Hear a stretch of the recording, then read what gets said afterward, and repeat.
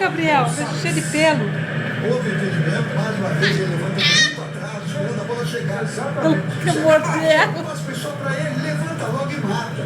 Não, ele levanta com atraso, né? Seu cabelo parece que ele não tem enxergando, ele tá de fogo.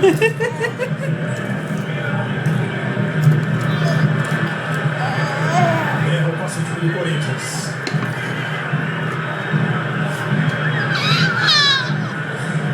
Olha o novo conhecimento aqui, ó. 2 gols contra o Palmeiras e o gol de empate da Bomboneira. Está no banco de reservas o Romário.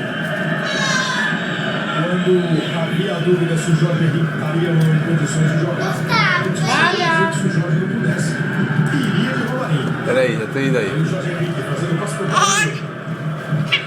Alessandro.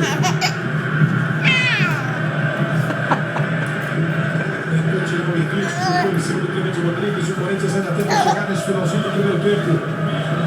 O Jorge Henrique e o Alessandro. Alguém tinha que gostar da área, né? Mais um arremesso. Abriu o Paulinho, recebeu, fez o cruzamento. Eu não acredito que Forte o Danilo ainda tenta.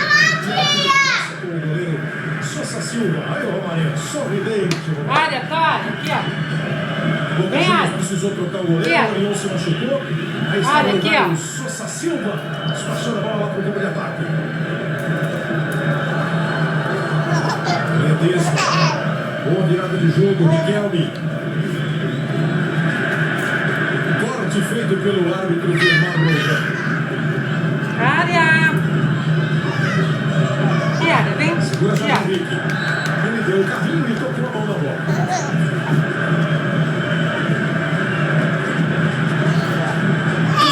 Como esse, ele está nervoso pelo Não viu a cara dele. Ele está nervoso desde